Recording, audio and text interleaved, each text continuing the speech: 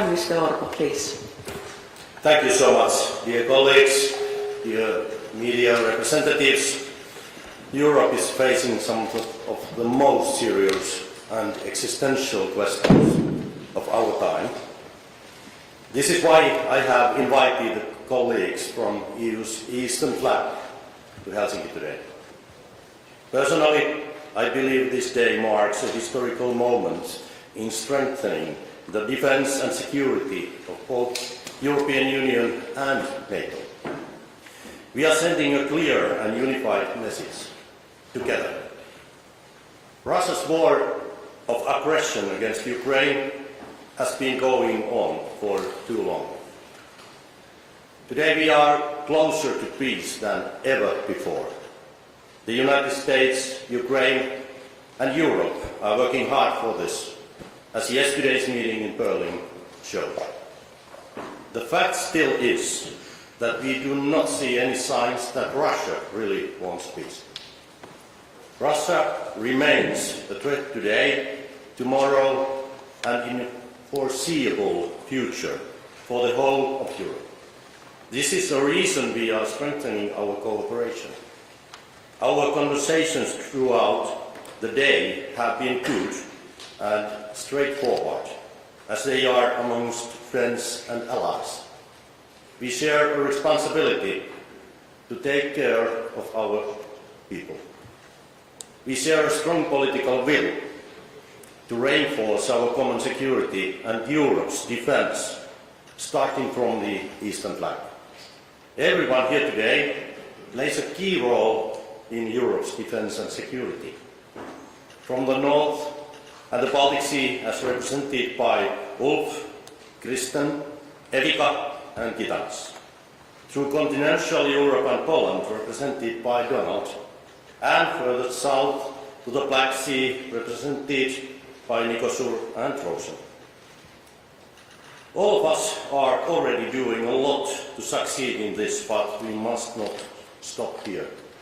Today you heard important interventions from the Commission, Defence Commissioner Kubilius, from the Finnish Defence Forces Commander Jaakkola, and the latest update from Berlin from President Stubb, but also from Prime Ministers of Kristersson and Donald Tusk.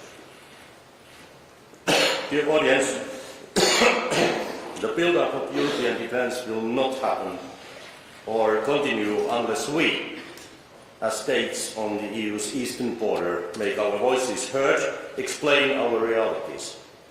Finland, together with other eastern flank countries, has been active within the EU in raising these issues to the top of the European agenda. And we have succeeded. Now it is time for the next steps, time to deliver.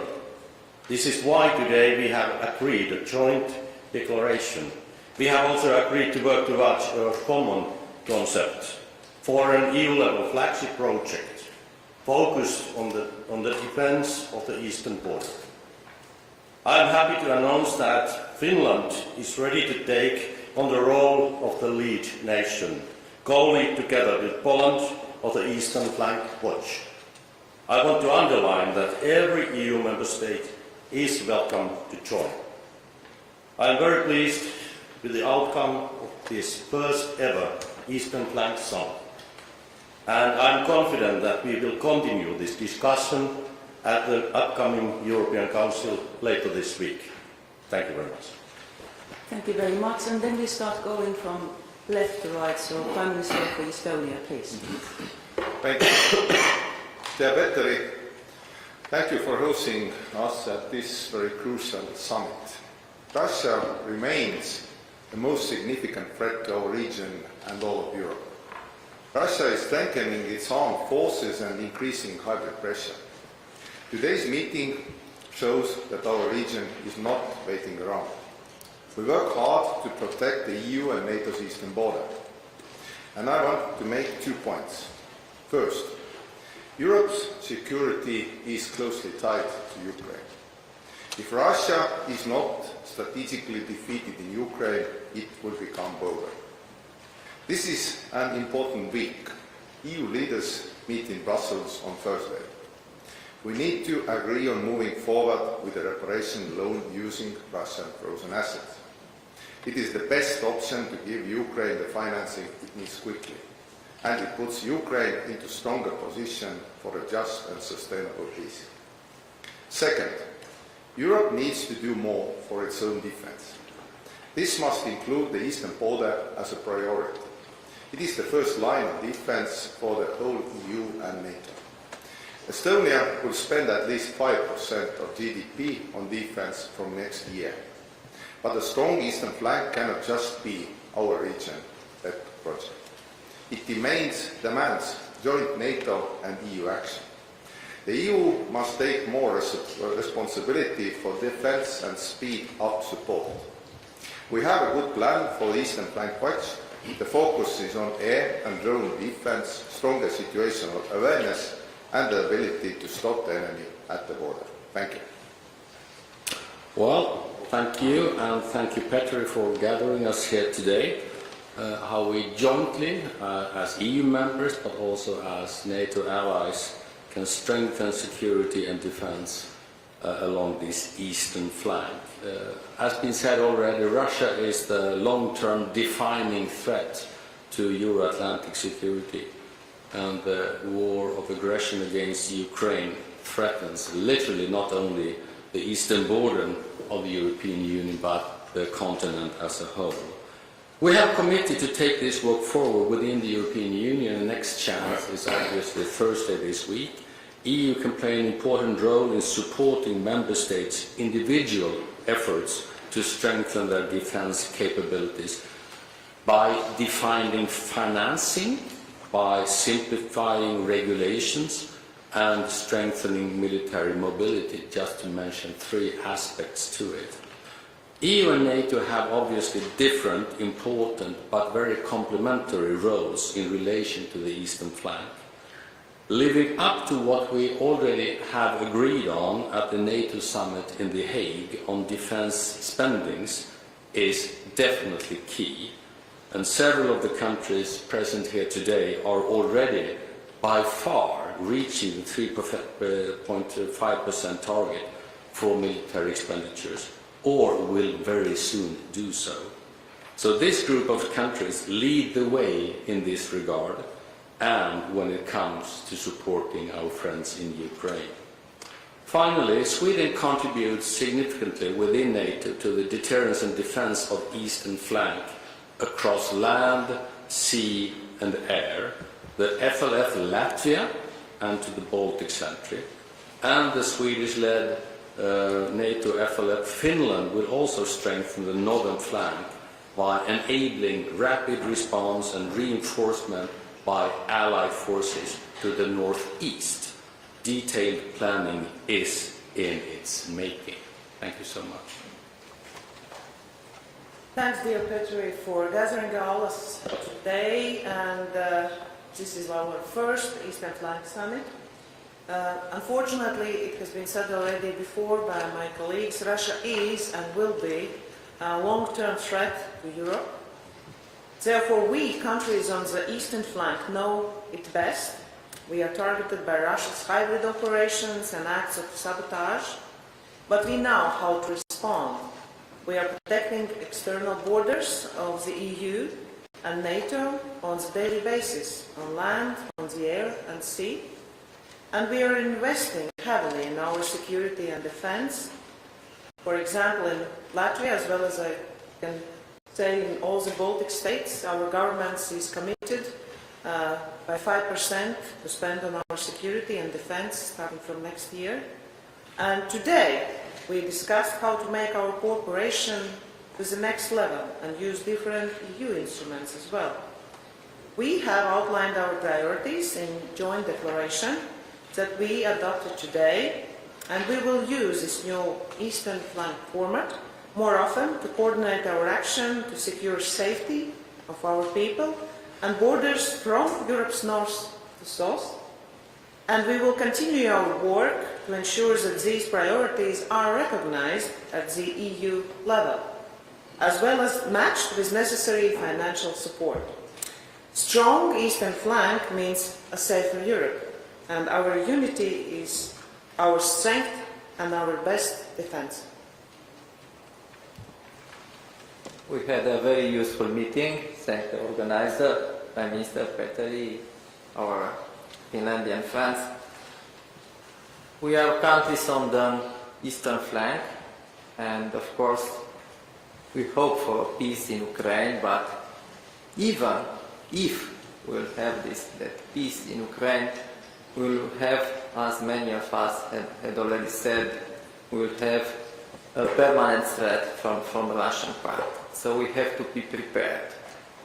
And the goal of this meeting and of the next ones is to operationalize that programs that we have inside NATO, inside the European Union.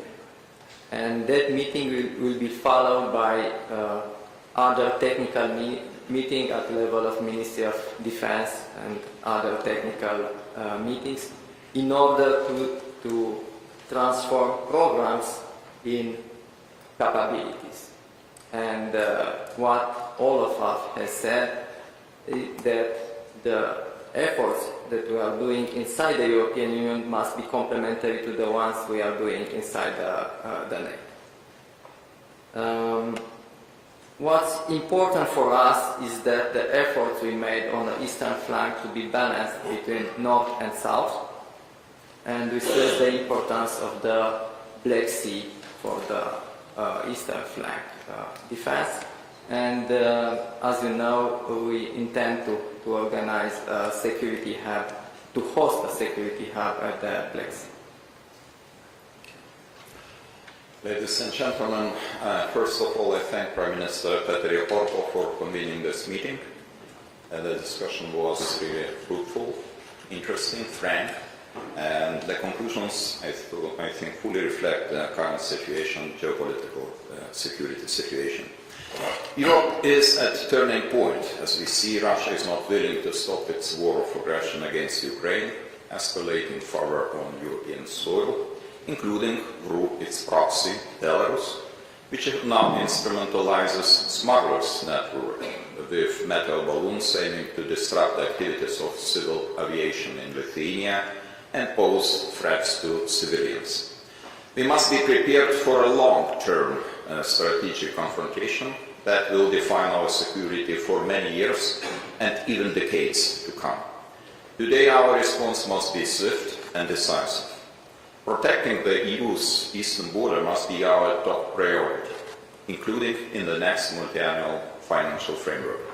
I commend the European Commission for its efforts to strengthen Eastern Europe's border defense and support Commissioner Kubilius' work to accelerate the European Defense Readiness Roadmap 2030. Modern border defense goes far beyond fences. Increasing national defense spending and securing EU-level funding are essential. Lithuania leads by example. Next year our defense budget will reach 5.38% of GDP, with more than half dedicated to modernization. I welcome the EU Eastern Flank Watch initiative. A few remarks on this. First, special attention must be given to developing drone air defense and counter-mobility systems. Those are very important. Second, it must also complement the ongoing projects. Together with Estonia, Latvia, Poland, and recently joined Finland, we are implementing the Eastern Shield and the Baltic Defense Line initiatives. Most importantly, we must not forget that Ukraine is Europe's first line of defense. Without a secure Ukraine, there will be no secure Europe. Ukraine remains critically short of funding. Lithuania holds the 0.25% GDP target for military support. Ukraine must be integrated in our joint defense effort. Its battle-tested army experience with well-developed defense ecosystem would be of great value in our common effort. Europe's security demands our unity and our action. Together, we must stand strong and be decisive. Thank you. Today's summit focused on strengthening the security of the EU eastern flank. Together with partners from the region, we are responding to security challenges the Europe is facing due to Russia's aggressive behavior. During the meeting, we discussed how to be effective in setting the right pace of the EU's work and how to facilitate securing funding for the flagship project Eastern Flank Watch, the Polish Shield East, and Baltic Defence Line. As you know, Poland contributes strongly to European security. We protect the EU's external border with Russia and Belarus, and in doing so, we employ the EU instruments.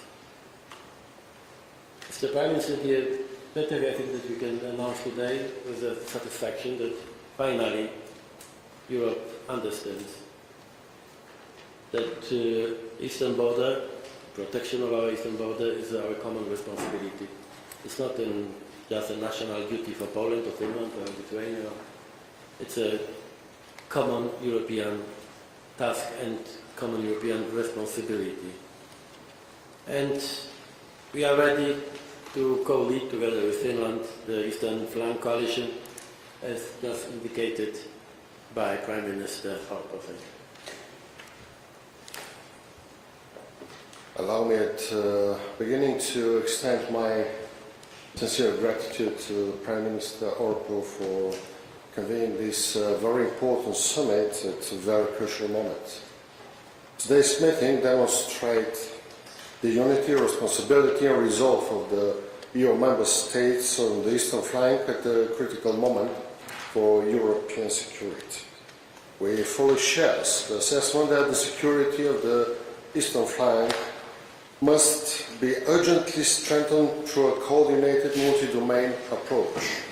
This includes land, air, maritime, space and cyber domains. We strongly support the implementation of the flagship initiatives under the Defence Readiness 2030 roadmap, including Eastern Flank Watch in close coordination with NATO. As a Black Sea littoral state, Bulgaria places particular importance on maritime security, environmental safety and freedom of navigation in the Black Sea.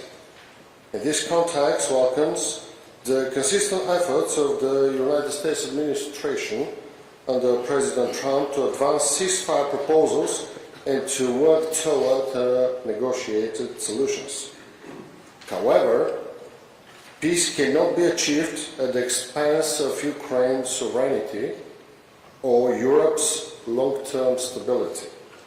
We emphasized the need for concrete follow-up actions, especially in the area of military mobility, modernizing land infrastructure and securing north-south transport corridors are of strategic importance for the eastern flank and the Black Sea region. We highlighted the contribution of our defense industry, particularly in respect of the unmanned systems. We firmly are committed to strong, secure and resilient eastern flank as an integral part of Europe's collective defense. And being the last on the row, I would like to summarize that the Prime Minister Orpo summarized already in the hall, that today we are reassured that we have a roadmap, so that means we know what to do. We've got flagship projects, that means we know how to do it, and we represent a strong coalition aligned with the NATO. Thank you very much. Thank you so much. And now we take some questions. Kindly introduce your name. I'll tell your name and the name of your media and before making your questions. And we start with the Finnish media. I'm Maria Estlin-Hagner from Hufvudstadsbladet. The details of the security guarantees offered by the United States have not been made public. Do you know exactly what guarantees the United States is prepared to offer Ukraine, and what concrete security arrangements is your country prepared to give Ukraine? Maybe Prime Minister of Sweden and Poland can start because they participated yesterday in negotiations in Berlin. I can start saying that obviously nothing is decided until things are formalized and written, of course, and nobody claimed that yesterday, but what became evident yesterday was definitely an increased willingness, a very clear willingness from the US to also take part of these security guarantees. And they were quite explicit already on that, and I think that brings us back in a good sense to the discussions we had a few months ago in the Coalition of the Willing, where we stated that Ukrainian armed forces is the first and perhaps most important level of security guarantees, and to equip them, to train them, to keep them ready basically, without any limitations on the Ukrainian armed forces. And the second one is of course the Coalition of the Willing countries being able to deploy different resources in or around Ukraine, helping them with capabilities they perhaps cannot provide for themselves, with an American backstop. So all this is a chain, and the precondition for making individual country decisions on what we as individual countries can provide is also based on the American backstop. So in that sense, on that specific topic, we came a few steps further, I would say. I think it's too early to say something very concrete about possible American guarantees. It sounded very promising compared to the previous declarations that the Americans are ready to give tough guarantees, but it would be an exaggeration if I say that we know everything about the concrete details. But the progress is, and Ulf, I think you can agree with me, was pretty tangible. I mean, we are a little bit more optimistic here. When it comes to my country, as you know, Poland is responsible for the whole logistic when it comes today, not only, I'm not talking about tomorrow, but also today our duties, I mean the logistic hubs, close to Rzeszów, airports, but everyone knows that we are focused mainly on the topic we have discussed already today, how to protect our borders against possible Russian aggression. And it is absolutely understandable also for our Ukrainian friends that Poland should be active and efficient on the eastern borders and when it comes to logistics. Maybe I can add that even if the United States is the only one negotiating with Russia, at this moment and last week and month we have done good cooperation with US, European countries and Ukraine. I think we are very well informed, and we have prepared some details. It's clear that there cannot be any negotiations on issues which are European issues or issues in NATO without European and NATO countries. So I'm quite satisfied about the process at this moment, but we have to continue to work together. Yesterday we saw when Ukraine, US and European countries work together. When we work together we are stronger, and we have to continue that. I think the most credible and strongest deterrent against possible aggression in the future would be Article 5 kind or like guarantee. As I understand, the United States is putting this idea on the table. So far it's not clear how it will, what will be the response of Russian Federation. But my country is, of course, committed to contribute to Ukraine's military and economic force with 0.25% GDP contribution. And there's no need to put it into the law, because there's strong political commitment among all the major parties in Lithuania that it should be done, and at least 0.25 or even more. It's very important that we should understand that Ukraine is the first line of our defense. Eastern flank is second defense line, but Right now, the war is going on in Ukraine, and we have to support Ukraine by all means. I would like to add from Estonian side that the information received from yesterday's negotiations, Ulf and Donald already mentioned that it's not customary to be optimistic under these situations, but it's a little bit more optimistic than yesterday because there are still talks about US backstop in this process, which is quite important for peace to come, and just a lasting peace. But for the security guarantees, it's probably understandable that it needs to have strong Ukrainian army, which is the first line of defense.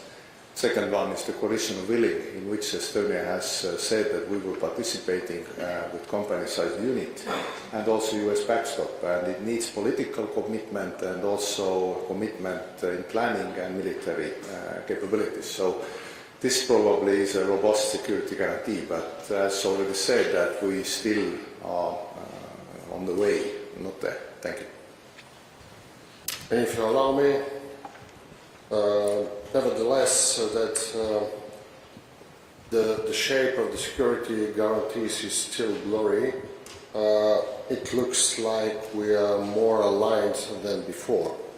On the first hand, it's building the resilience to provide with Article 5-like protection, to strengthen and maintaining the Ukrainian defense capabilities, and of course the European future for Ukraine.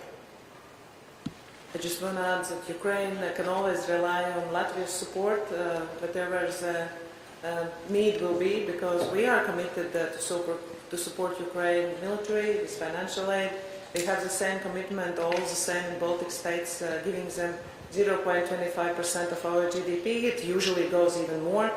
And we have been working on coalition of willing for quite a long time. What should those security guarantees look like? But now it's very important that US are on the same page with Ukraine, and it seems like we are on those negotiations as far as it can be possible ever before. So those are good news.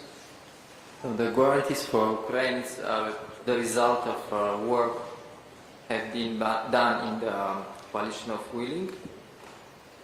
Around 1 year work.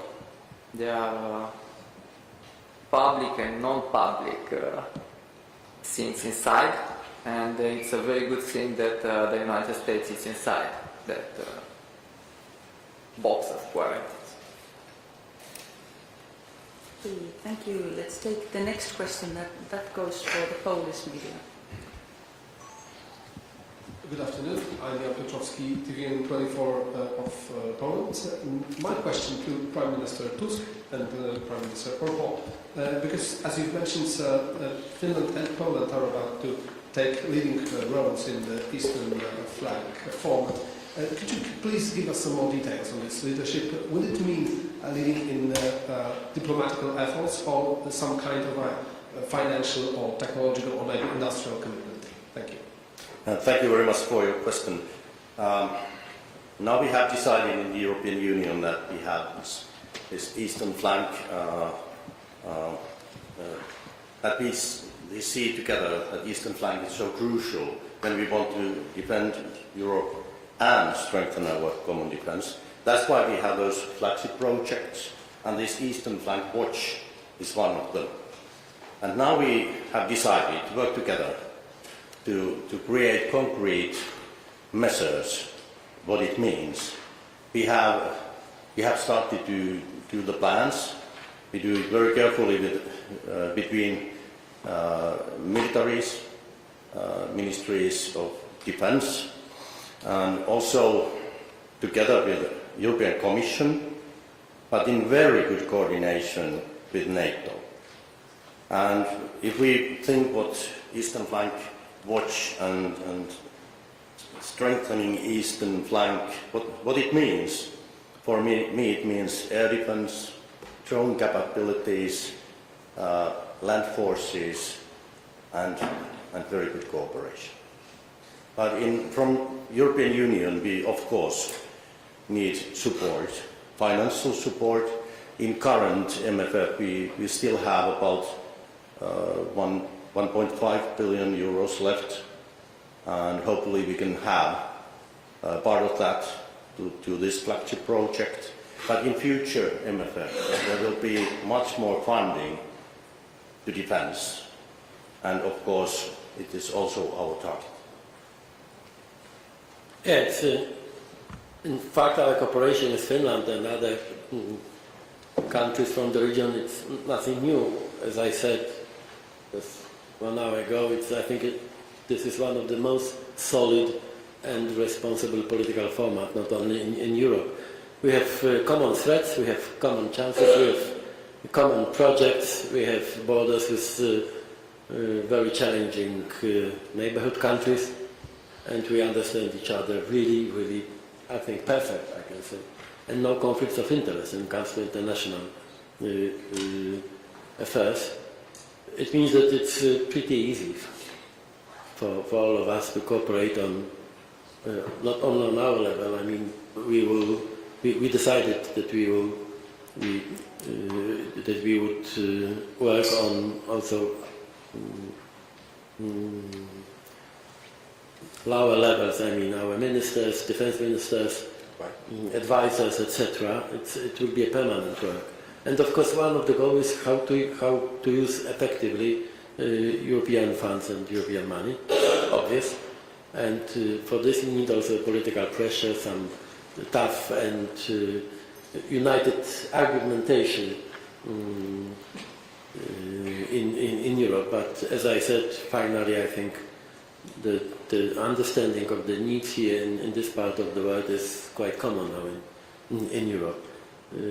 We are very pragmatic, and I am absolutely sure that for our security, not only for my country, for all of us, this format and our common work is absolutely crucial, and it can be a role model for other countries.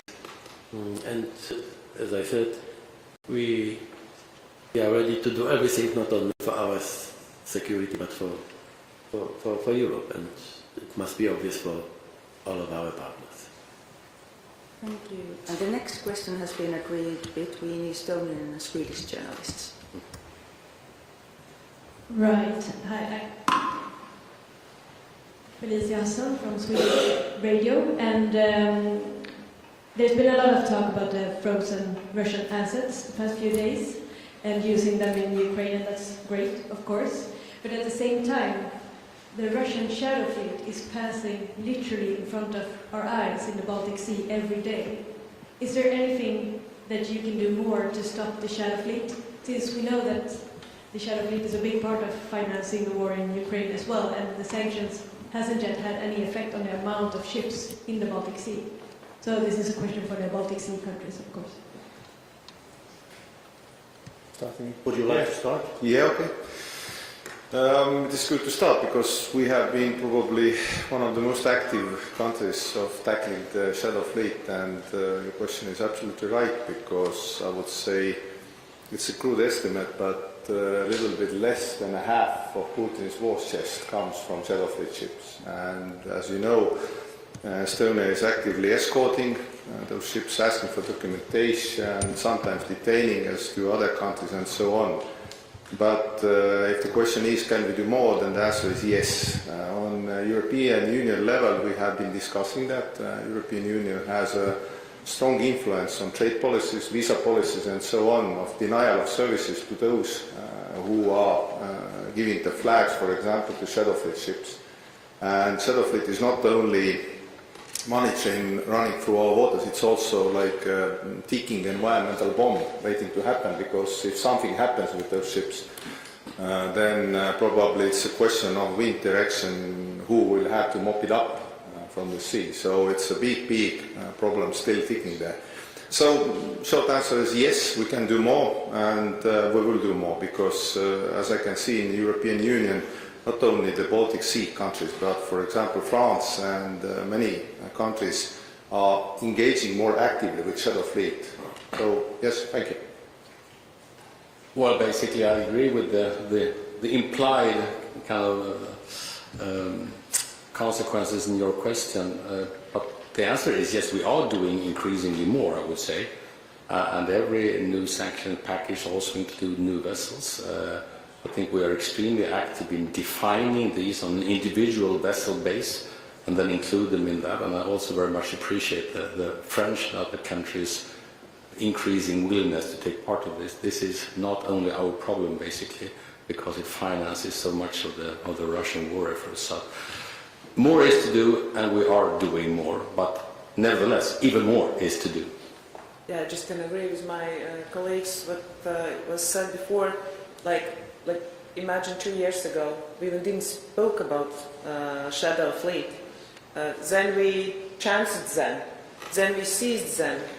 Then we had many sanctions which are going forward with next and next ships. Then we decided legally how we can prevent that more and more personnel want to do actually something on those ships. So we went even legally much deeper how we can prevent that there will be crew members who will participate, so going against for those captains on those ships. So we have done a lot, but sure, we always are running a race. And for now the race is still ongoing, but there has been done a lot, but sure, always there could be something more. And that our friends from southern countries of Europe are participating, it's very, very important, because it's not just the issue of Baltic Sea. Maybe shortly, Russian shadow fleet is a real problem. It's pumping money to the Putin's war machine every day, and it's also huge environmental risk, especially at winter time. We are very worried. We have done many measures, like colleagues just mentioned, but also we have risen our awareness and from single Baltic countries together, but also from NATO. And we have also shown that we react. We can react, and maybe the last point is the same than from colleagues, is that we need to do more. From EU side, more sanctions against terror fleet, but more cooperation with other countries, because many of those ships are sailing under flags of quite normal countries. So there is so much to do, but we can do more. A lot has been said, and I would also stress the importance of inclusion of these vessels into the sanctions list, also impose the sanctions on the third countries. And I would like to mention that the Baltic Sentry mission was very successful, not so much probably not on the traffic of these vessels in the Baltic Sea, but first of all looking from the standpoint of the damages of the critical infrastructure. I think it was so successful mission that recently the so-called Eastern Sentry mission was initiated, which will be dedicated to the incursions of airspace. In fact, as you remember, our cooperation, the very close cooperation in this or very similar format started because of shadow fleets. I still remember our first meeting in Stockholm, and yeah, it's obvious that it's a problem for us to solve, obviously. It's not only about dirty business and financing, the method of financing the Russian aggression, it's also a direct threat for us, because we have some signals that some drones which are prepared for some provocation, for example, against Polish oil platform on the Baltic Sea, they started from the shadow fleet's ships, vessels. It means that we have to be prepared also for some tough measures. I'm absolutely sure that it's a high time to think about, if needed, direct actions against them. The next question goes to Romanian and Latvian journalists. Please. Thanks a lot. Good afternoon. I'm Lucian Plovoiu from Romanian Television. My question is addressed to President Nicu Jordan, Latvian Prime Minister, and other leaders who might want to answer it because it's a common topic. Europe is challenged by diverse actions conducted by Russian proxies, from sabotage accidents to illegal drones incursions in our airspace. How do you intend to cooperate in order to counteract them more efficiently in the near future, President? Yeah. Very large range of questions.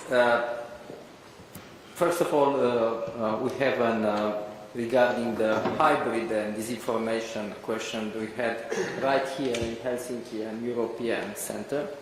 So we have to cooperate more, and fortunately for Romania, for this kind of sabotage thing, we are not very effective, but we had some, by the Romanian officials, we had some few attacks, but we are in close cooperation with the European structure and with our partners. And regarding the disinformation, I think here is the most effective attack towards our democracies. And you have seen in Romania, and here on the technological side, I think we have to do more, all of us, and of course us. If you speak about hybrid threats and those sabotage, we know the techniques of what usually FSB is doing, how they are getting to those people who actually are executing those sabotage acts. It's not like in old movies when spies were involved in those actions. Usually those are different kind of people who never have seen Russian organizers. And unfortunately, they are trying to make a lot of problems for our railways, for our electricity and so on. But we have been quite successful of detaining them and even having criminal cases against them in court. So we're sharing this information with all of our colleagues, our intelligence services and other ministries of interior working together. We speak about drones. Since Latvia unfortunately had this bad experience almost 2 years ago, we have bought a sound system and new sensors which can sense drones flying over our borders, and we are working together with Ukrainians. They have a good library of sounds which can detect the drones. And now, as Latvia is one of the leading countries together with Croatia and Netherlands in Europe's drone ball execution or implementation, we are open to share those practices. And I think there is much what can be done to prevent ourselves from drones, but still we need to find the tools how we can take down those drones if they're attacking us. So those are our challenges. That's why we are here. That's why we have so much to do together in close coordination, but we are really open to share what we have learned from our not so good experiences, because we know what does it mean to live next to Russia and Belarus. Thank you. Thank you very much. This is a question of preparedness, and we used to say in Finland that we are not afraid, we are prepared. And we are very proud of our preparedness, our comprehensive security model, so-called whole of society perspective. We have prepared ourselves against all kinds of threats, hybrid threats, different kinds of hybrid threats, environmental threats, pandemic, etc. And we are working very closely with our friends, with our allies, but also with the European Union. European Union want to be preparedness union, and our former president, Sauli Niinistö, made a report to the Commission, to the European Union last spring, and it was very good, and based on that report, now we are building preparedness union. But this is This is very important to be well prepared, this whole society perspective. Okay, thank you very much, everyone. I think we are running out of time, so we have to close the press conference. Finnish Prime Minister will stay here and answer into the Finnish media questions, and I know that quite many other Prime Ministers are going to be giving their own interviews. So thank you very much, everyone, and have a very nice afternoon. Thank you.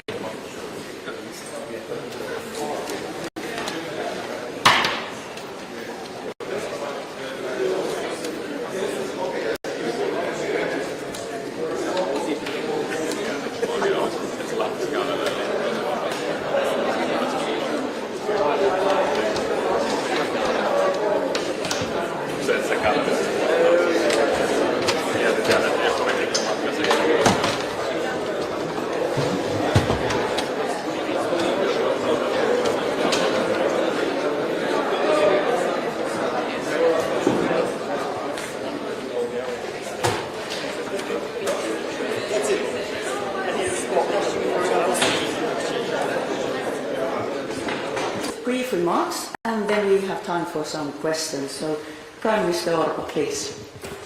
Thank you so much, dear colleagues, dear media representatives. Europe is facing some of the most serious